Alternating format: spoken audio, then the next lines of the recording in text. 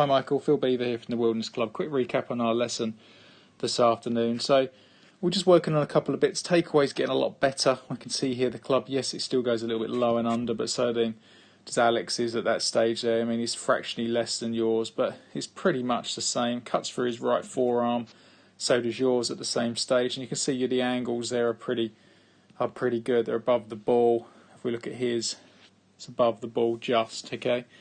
So good lines. Let's get to the top of the swing. Looks quite good. I think you could have turned the right hip a bit more, but I'm leaving you alone because I know you're a little bit stiff. Top of the swing there looks great. Elbows could be closer together, but apart from that, it looks exactly the same as his.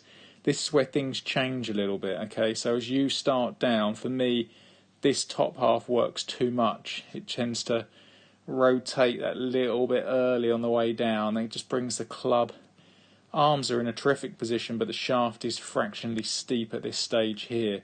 And for me, that's just where the left hip and left leg is not rotating enough and feeling that the club head is dropping this way. If we look at Alex's there from the top, as he unwinds that lower half, we can already see the shaft is shallowing much softer and in a different position. You know, his arms, again, are in the same place as yours, but look at the difference of the shaft. Very different position there. His goes through the top part of his forearm and yours is almost through the top part of your left arm. And again, that's why your club is just slightly outside the line coming down here. And then obviously you've been hitting some just literally like 5 to 10 yard pulls, ripped, but 5 to 10 yard pulls. Also on the way down, we tend just to move into it slightly. As we can see here, as we start down, we just move off that line. Sometimes that can cause a shank. But hopefully I've given you the feeling today that you've really got to get that body cleared and get that club shaft down this way a little bit more, softer and flatter, like Alex is here coming into the ball. I mean, look how much clearance he has just post-impact.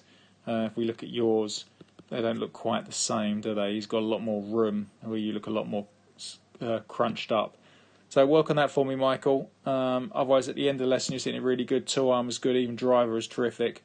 But that's what we need to get you working on, get that bit more dynamic, bump that left hip forwards, give you some feelings for that as well. Especially with driver, we've got to get on top of it a little bit more. Thank you.